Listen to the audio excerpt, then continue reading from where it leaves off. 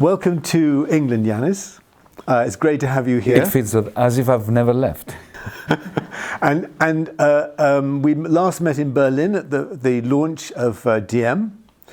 Would you like to say something about what DM is about and what you make of this? This is a meeting, launched by another Europe is Possible, and it's also been supported by openDemocracy, which is the media sponsor.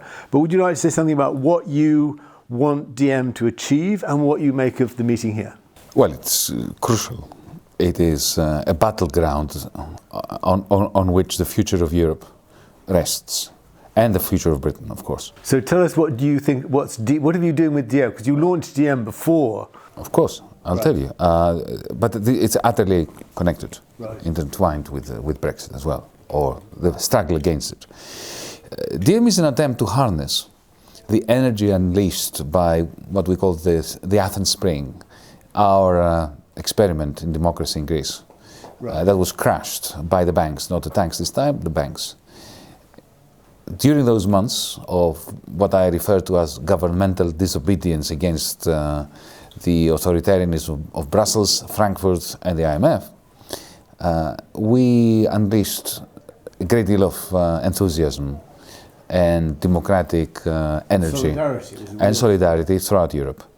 Not so much solidarity towards Greece, but solidarity by Europeans for Europe and for their own lands and their own movements. Because suddenly they realized that it is possible to oppose inane policies that are self-defeating. Right. Even though we were crushed and we lost that battle, for 5 beautiful months, Europe was abuzz with the possibility of change. And DM is an attempt, after the defeat, after that battle was lost, to take that spirit and to make sure that it is not lost, that it percolates throughout Europe, that it gathers momentum and becomes the foundation on which you can build a surge of democracy throughout the continent. The reason why Brexit is important, and it is a great threat and a great challenge to us, is because Britain may be a semi-detached member of the European Union, has been emotionally, even legally, for a while now, but nevertheless, it is a country that has a long democratic tradition, a long parliamentary tradition. It is a country that, even though it has not been in the heart or at the heart of the European Union, has always informed the European Union in important ways.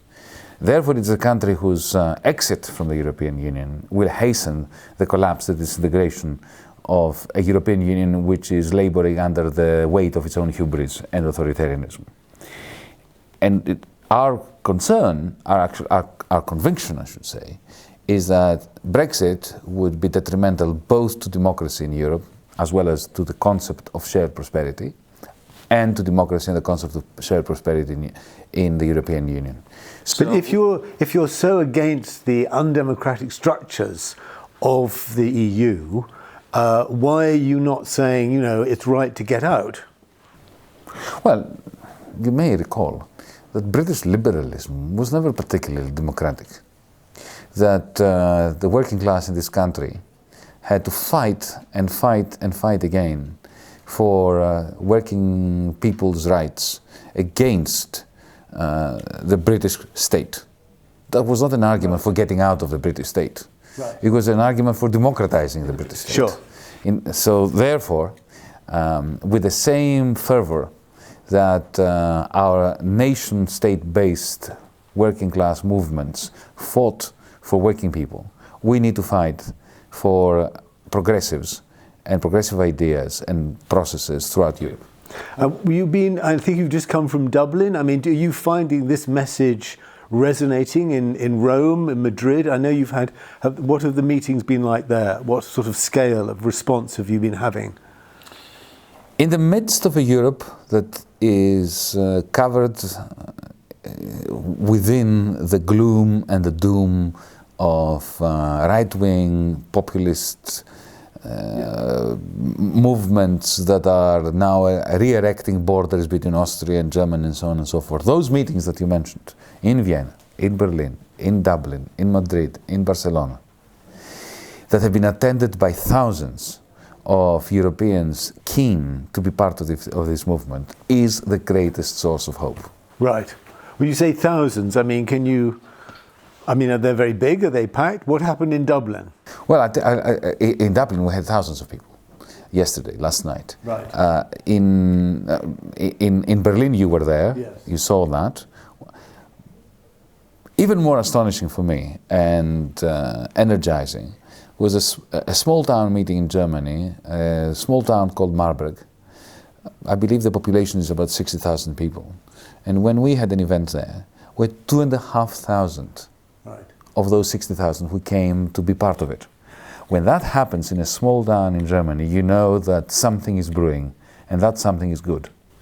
And the meeting here, I mean, what do you feel about the questions that are being asked here and the issues about government here? I mean, are you learning from these meetings, or are you just, what was your response to what's been going on this morning? Absolutely. There were several pertinent questions that have that started thought processes, like a lady from a local authority who asked a question which is of course on her mind and has been for a long while, but she put it in a way that was novel and thought-inspiring.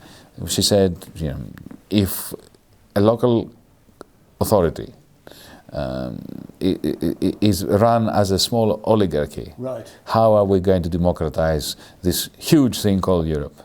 And that brought to my mind the importance of city councils, of municipal level politics, right. And also reminded me that good things are happening at that level. Already there is a network of rebel cities and municipalities throughout Europe, which is part of DM. I'm going in a couple of days to Barcelona to celebrate the first anniversary of Ada Colau's amazing victory. She became the mayor of Barcelona. She started as a campaigner against foreclosures, against the evictions of people that were losing their houses to the banking sector. To the banks, yeah. And the fact that she's the mayor of Barcelona, and she's setting up a whole network of such cities, not just in Spain and Catalonia, but throughout Europe. And we are part of this, right. Providing the European agenda under which these rebel cities are creating their common narrative. And connect. I was very struck in Berlin, in the discussions in Berlin about this. I think it was the deputy mayor who came to the actual discussions, the notion of the rebel cities, and that is that. And there was an argument also that you can't just rely on national politics, or the traditional regimes of the national politics, and that the European Union structure can absorb and knows how, as with Greece, to sort of crush that. But once the cities get moving, you're into a different kind of, a different form of politics. Exactly. And here in Britain, I was reading your article only yesterday, the importance of the constitution regarding regions as well, not right. Just the cities and the nation state, but also an assembly for North England or for England as a whole, right. In juxtaposition to the Scottish Parliament, yeah. And in relation to the European Parliament. Yeah, and there's a Welsh and all that. Yeah. You see, the good thing about this referendum is that it's giving us an opportunity to rethink the constitutional arrangements, their relationship to the economy, and their relationship to progressive politics. What you're really putting on the table is a kind of reinvention of democracy. It's not just a challenge of the undemocratic character of the European Union, but something that needs to replace it. I was very struck in the manifesto, the DM manifesto, about really the argument is not to add a more democratic parliament, add bits of a bit more democratic accountability, but you're looking for a heart transplant of the way in which the European Union itself works. There's a very radical, is that right? Is that absolutely right? And there has to be a dialectical process. While we're democratizing Europe, we should democratize our own municipalities, our own parliaments. Right. We have to. It's a great opportunity to rethink democracy, to reinvent it. Because let's not forget. Now I'm going back to my Greek roots. That in the Athenian democracy, right. The idea of representatives who are empowered by citizens to act on their behalf was considered to be the definition of oligarchy. And therefore, it is this whole process gives us an opportunity to start thinking again about, for instance, having processes for selecting representatives, maybe through lots. Sortition. Through sortition. Europe is so big, it would be wonderful to come up with processes that allow regular changes in the political personnel that makes decisions on all our behalf. So this is, of course, all work in progress. But the whole point is to stabilize Europe today in order to create a foundation on which we can build such a future. So we can only do it if we remain. We can only do it if we unite. Very good. Thank you very much. Thank you.